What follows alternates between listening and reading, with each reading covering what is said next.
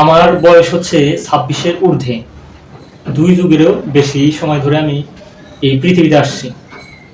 এখন আমি যদি আমার নিজেকে নিজেই অযোগ্য মনে করি, তাহলে তো হইল না ভাই। মানুষ আমাকে অযোগ্য মনে করতেই পারে, এটা মানুষের চিন্তা ভাবনা।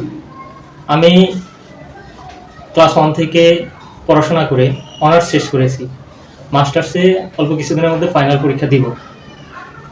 বাংলাদেশের পড়াশোনা এই পর্যন্তই মনে হয়, মানে জেনারেলি যে পড়াশোনাটা মাস্টার্স কমপ্লিট, এরপরে অন্যান্যরা পিএইচডি বা অন্য কোনো ডিগ্রি করতে গেলে সেটা ভিন্ন বিষয়। তবে আমি সেটাও শেষের দিকেই আর কি।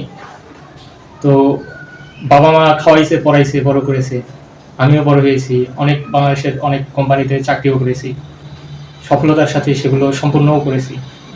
তো জীবনের এই 2 যুগ পার করার পরেও যদি আমি আমার নিজেকে নিজেই অযোগ্য মনে করি, অযোগ্য ভেবে বসে থাকি, তাহলে তো আসলেই ভাই আমি অযোগ্য।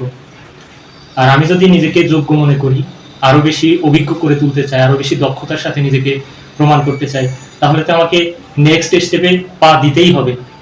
মানুষ আমাকে অযোগ্য মনে করতেই পারে, এটা মানুষের চিন্তা ভাবনা।